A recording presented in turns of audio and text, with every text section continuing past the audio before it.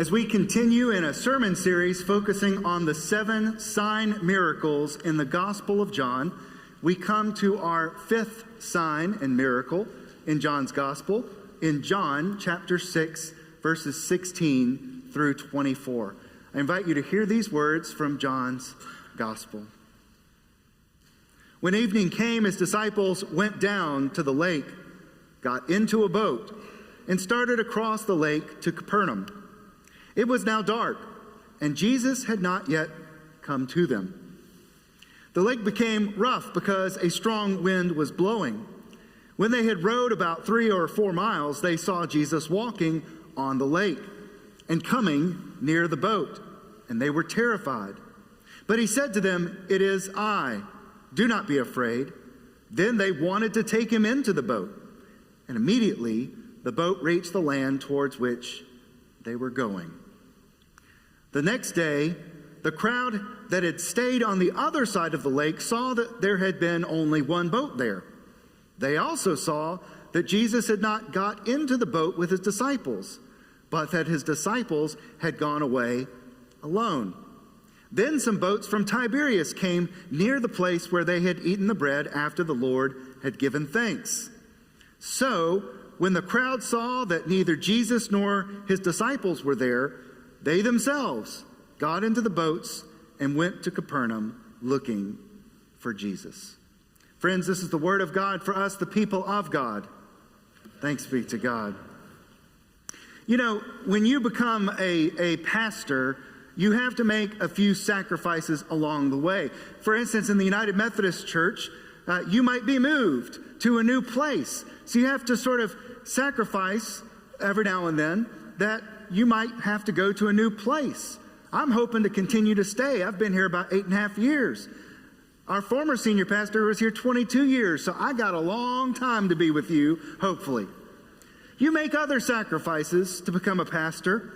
One of them is that you're not as allowed to share your opinions as your congregation is allowed to share them with you. You are more allowed to tell me what you think than I am to tell you what I think. And part of that is because we want to stay united. It's in our name, isn't it? United Methodist Church. We want to stay united. And so I'm here to preach and to teach and lead and shepherd more than to tell you what I think you should think, okay? But today I want to take a little bit of a step out there in faith, knowing that you love me and you will accept me even though I am about to say this. My Favorite Things is not a Christmas song. My Favorite Things from The Sound of Music is not a Christmas song, okay? Prove me wrong. That song is in the play, the musical, The Sound of Music, and it is about kids being afraid of a thunderstorm. And the only reason I think that it is in a Christmas station mix online is because one of the child's favorite things is Christmas. That's the only reason, I think. But let me tell you this. When I was in the 5th grade, I was in the play, The Sound of Music, in Aiken, South Carolina. I was there. I was there, not in the original play, of course. That wasn't me. But I was Kurt Von Trapp, and I was in the University of South Carolina Aiken Theater, and it was that time in the movie, or the play what we were in, where the lightning and the thunder was crashing, and I was supposed to come in my pajamas and kneel at the side of Frau Maria's bed as she sang to us about her favorite things. Now, if you don't remember the scene, there's just crashing light. There's thunder. The kids are all scared, from 5-year-old all the way up to 18-year-old. Every kid is afraid. And she sings about their favorite things. What are your favorite things? And if you just focus on those, you won't be as scared.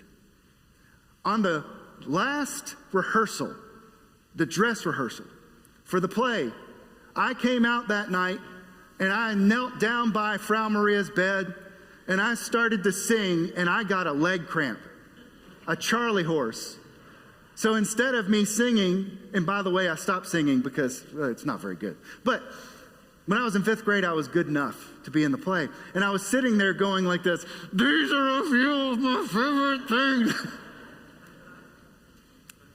You know, when we're afraid, how many of us do things to bring us comfort? I don't know if you have a favorite blanket, a favorite tea, a favorite TV show or movie that you watch when things are down. There may be favorite things that you think about or do to bring you comfort when you're going through a tough time. There may be friends or a parent that you call, that you go and meet with to bring you comfort. Whenever we are in difficult times, all of us have some sort of ritual or practice or thought that we focus on to help us get through those moments. For the disciples, they were in the boat, they were terrified, they thought they might die, and it was Jesus walking up to them that helped them become calm amidst the storm. Now, we are talking about these 5 so far sign miracles in the Gospel of John. We'll have 2 more because there's a total of 7 if you come back the next 2 Sundays. These sign miracles are miracles, but the point of it is not just to say, look at what Jesus did. The point of it is to show us that these miracles point to who Jesus is and what's unique or special or important about him. In today's gospel reading, this sign miracle happens immediately after the one that Ross preached about last Sunday here in our service. And if you were not able to be here, or if you didn't watch online last week, I beg you to go back and watch it. He has a wonderful sermon about the feeding of the 5,000 that were gathered here at the Sea of Galilee to be fed by Jesus. It happens immediately after that Jesus goes up to pray, and the disciples get in the boat and they leave. Now, because these happen together, it's really important for us to understand that the same clues that John gives us for last week's message about the feeding of the 5,000 apply to this week's miracle. Remember that John tells us that the feeding of the 5,000 there at the Sea of Galilee happened near the time of the Passover festival. It's important for us to know that, okay? It happened near the time of Passover. And that's the time they remembered that God helped move the Jewish people, the people of God, out of slavery in Egypt and into freedom. And yet it wasn't immediate, was it? They had to escape Egypt, and then they wandered through the wilderness, the desert, for 40 years before they finally got to the place where God was taking them, the land of Palestine. But it's important for us to understand that this passage occurs in this time frame within John's gospel. The other thing we need to remember is that this does not end the whole part of John 6 about these sign miracles. If you continue reading, you'll find out that the people who got in the boats to follow Jesus and the disciples, they end up finding him again, and they have this long discussion about what it means for Jesus to be the bread of life. Almost the entire chapter 6 in John's gospel is about these 2 sign miracles and what they mean, especially the feeding of the 5,000. The feeding of the 5,000 connects to the Exodus, where Moses prays to God because the people were hungry, and God provides manna in the wilderness, like we discussed last week. In the story of Exodus, before they even get to the wilderness, there is one big obstacle in their way. And this is important for us to understand how walking on the water relates to Exodus. If you remember, either from Scripture or from a movie, the people of God are fleeing from Egypt. Pharaoh has let them go, right? He finally gave up after all the plagues, and he said, get out of here. But then what happens? He changes his mind. So the people of God are on their way out of Egypt, and they get to the Red Sea, and they can't cross it. They're stuck. And then somebody turns around and sees that the Pharaoh and the chariots and the people are racing towards them. And they are going to basically, in a sense, either fight them or take them back into slavery. And Moses tells the people, don't be afraid. Stand firm. You are about to see God's deliverance for you. And that's where the waters of the Red Sea part. The people of God go across, and then the waters come back, and they are able to escape from Pharaoh and the army. Crossing the sea is not only a miracle that God did for those people back then, but it's also the way that he provides them safe passing out of Egypt into their safety and salvation. And so we're meant to understand, because this happens during that time near the Passover, that Jesus walking on the water is connected to how they were supposed to trust in God to get them out of the Red Sea. In fact, if you were to look at our passage today, the New Revised Standard Version of the Bible trades the word sea for lake. And the reason is because the Sea of Galilee is a freshwater lake. It's where you go to fish for freshwater fish in in Israel. The waters from Mount Hermon flow down the Jordan River into the lake there. It's called Lake Gennesaret, or the Sea of Galilee. And then the Jordan River reforms and goes all the way down to the Dead Sea. It is a sea, but it's also a freshwater lake, and that's why they traded the name. But that's not what John writes. John says Jesus walked upon the sea. The disciples were paddling over the sea. In fact, if you read it over again, you will notice John wants to put that word sea in there over and over and over again. All he needed to do was to say they were going across the lake and then Jesus walked up to them. But John wants to reiterate the word sea to help us connect the dots between what happened in Exodus and what's happening here. Remember, the signs are miracles that point to something more. John wants us to see that Jesus is the one sent by God to help bring us into calm, into joy, into peace, and that he is in some way God's salvation for us. Now, if you were to read this passage, you'll see that the disciples are going across in the boat. They're not really told to do this in this passage. They just sort of get in the boat and go, even though Jesus isn't with them. But if you read the walking on water story in Matthew and Mark, Jesus actually tells them to go. So maybe John just omitted this fact. But Jesus tells them to go on ahead and he will meet them.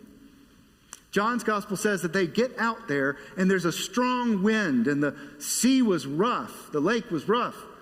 And they were terrified. And Jesus walks upon the water out to them, and he's the one who helps them calm down. But it's not as simple as the disciples just seeing him, is it?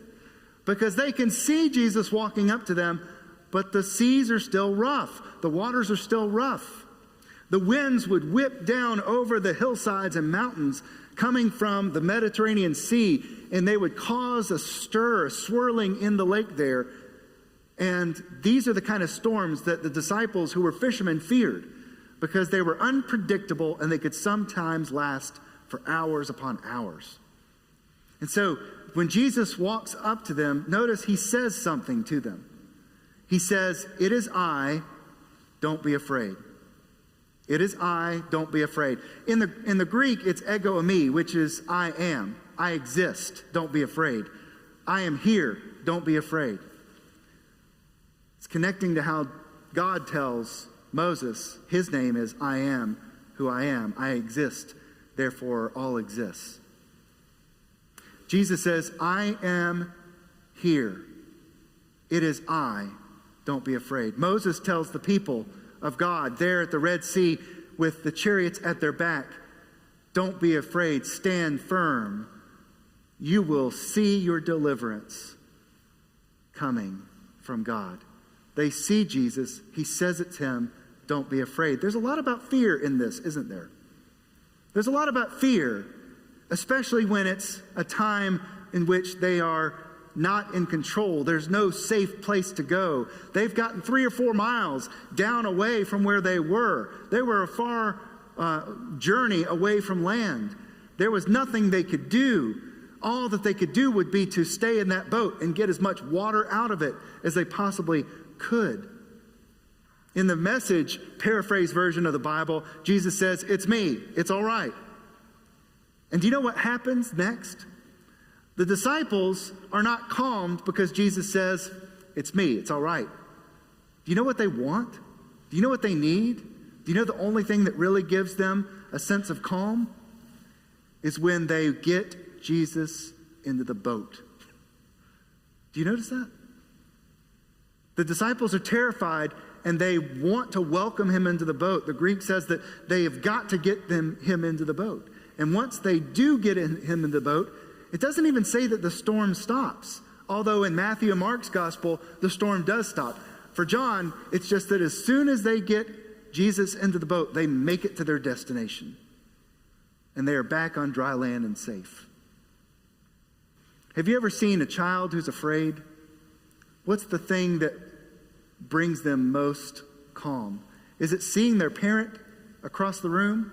Or is it when they run up to their parent and hold out their arms and the parent picks them up that they feel safe, right? There's something about having Jesus in the boat with them that helps them believe that it will be okay. Even though they've seen Jesus do miracles. This is the 5th one so far. He's healed somebody from miles away, 15, 16 miles away. He can probably stop the storm, and does in other gospels, from being out there on the water. And yet, there's just something about having him in the boat with them that finally makes them feel secure and okay. In the midst of the storm, the disciples see Jesus, the deliverance of God walking towards them, but it's only when he gets into the boat that they find calm and peace. So here's a question for all of us gathered here. The God of Moses, the God of Exodus who brought the people into salvation, that God sends Jesus to bring calm and peace to us. Are we willing to invite Jesus into our boat? Are we willing to invite Jesus into our places when the storms of life are churning? There's a scholar and pastor, N.T. Wright, who tells us that Jesus walking on the water can be a metaphor for our own experiences in the journeys of life. The waters of life can get rough, just as the storms rage around us. But even in those difficult times, Jesus is there walking towards us to bring us calm and joy. How many of those times, though, when the storms are raging and the winds are whipping at our boats, do we try to start paddling ourselves? Do we try to save ourselves? How much of the time in the storms do we actually reach out to Jesus and ask him into the boat versus trying to do everything ourselves? I don't know why we do this. Why do we reach for an oar before we reach out to Jesus? Maybe it's because we think we can do it ourselves. We're self-sufficient. But often we find that even though we can get pretty far, we can't go as far without God's assistance or without the help of others. The more that we invite Jesus into our boat, the more that we invite those whom God gives us in our lives, those good people that are like angels among us, the more that we invite those people into our lives, it's almost as if that calm and that peace comes more quickly than if we try to do it ourselves. I don't know why we're so resistant to help. And yet, it's the help that we need the most. The storm may pass soon. It may pass years and years later. We're not in control of how long the storms of life ravage against us. But the good news is that Jesus walks upon the water to us. He doesn't wait for us to paddle to the other side. He comes to us in our time of need. And again, he gives us good people in our lives. How many people here can say that during some of their most difficult times, there was somebody from Bluff Park United Methodist Church that was there for them? Or there was somebody in their lives, a good Christian friend, a good neighbor who cared for them, who was there at the right place at the right time. My wife Julie and I watched a movie the other night about a family who the wife contracted cancer and it spread very quickly. They had a close friend from college who gave up his life and moved in with them. He stayed in their house for over a year, helping take care of the kids, helping to do the dishes and the laundry because it was just too difficult for the father to do it all himself.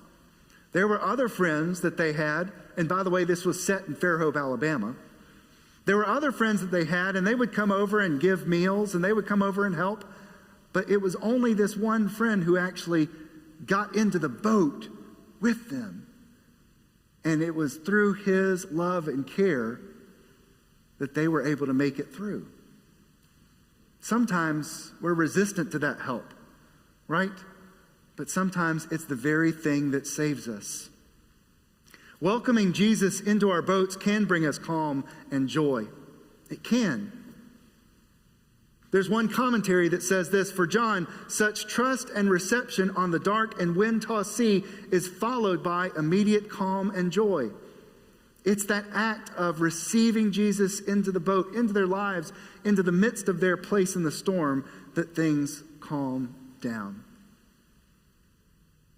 So one of the things that we might need to think about this morning in relation to this scripture is, when do the storms of life often rise up for us? We know that sometimes they rise up without warning, just like the storm here in the sea. We cannot anticipate all the things that come our way, and yet there are some storms we face in life that we bring upon ourselves, don't we? We have to go through and weather it over and over again, even though we are often the cause of it. When do the storms of life rise up for you? And how can you be prepared? How can you be ready to welcome Jesus or others into your life? The first of all is to be ready to admit that we need Jesus in our boat. And the second is to make sure that we are surrounded by people that we love and trust. One way that we can be sure that we're surrounded by people we love and trust who would get in the boat with us is to do what? Be there for them. Get into their boat. Help them out. Not to keep our own distance and to only focus on our lives, but to be there for other people. Because the more we give, the more we share, the more we serve, the more people are willing the process of asking God to stay close to us, to be near, to return that favor to us. As we leave for us and to help us. I had a friend a long time ago, and I've done this passage today. I hope we will all understand that Jesus walking to the boat is probably about 2 or 3 times with you before, who shared this about one of the Psalms. And again, you may want to practice this later on, maybe not right now in this service. But if you were the sign that deliverance is on the way, and receiving him into our boat is that David writes. David says, God, keep me as the apple. Look in the eyes of the person sitting next to you, and you get closer and closer. This is kind of a weird, you can shine it up and you can see your reflection in it. That's kind of what we're going for. The apple of your eye. The apple of your eye. Do you know what the apple of your eye is? Thing to do in COVID times, isn't it? Closer and closer until you can see the reflection of your face. And you look so closely into somebody else's eye and you can see your reflection. That is the apple. Some of you have already heard this before. If you were to turn to somebody sitting next to you, in their eyes, in their pupils, once you can see the reflection of your face in their of their eye. And so what is David asking God? Keeping your pupil, you've just found the apple of their eye. Think about those shiny, waxy apples. His face so close, looking at David, looking directly into his face and keep you. All of this is all connected. David and other Israelites believed that if God, keeping him in his thoughts, in his mind, keeping David close, looked closely at them, the world would be right. The storms would go away to God. Why would David want that? Some of us don't want God looking that closely at our lives. But if God looked away, chaos would ensue. So David, close to you, right? God's countenance, his face, shine upon is asking him, God, I'm the king, I'm the leader. I don't want my people to suffer. Look at me. Help keep my life and my kingdom from chaos. Maybe that's the kind of thing that Jesus can offer us when he gets in the boat with us. I hope later today you'll find the right person to look into each other's eyes and see the apple of your eye and their eye. And maybe think about what it means to let God into your life and Jesus into your boat. If we're looking for calm, if we're looking to weather the storm, we can never do this alone. We can never do it alone. No matter how hard we work, we'll still be fighting the winds that blow around us. But when Jesus gets in the boat and when we have other people in our lives to assist us, we find that we can make it to the other side. Thanks be to God. Well, thank you for joining us, and I hope that you found this message to be meaningful and life-giving. I look forward to you joining us next time, either on our live stream on Sunday mornings here at Bluff Park United Methodist Church. It's at 10 o'clock a.m., or if you want to join us in person, you're welcome to do so. Also here at 10 a.m. on Sunday mornings. You can find out more about our church family, who we are, what we do, and how to get involved, as well as more information about our worship services at www.bluffparkumc.org. Hope you have a great week, and we look forward to seeing you next time.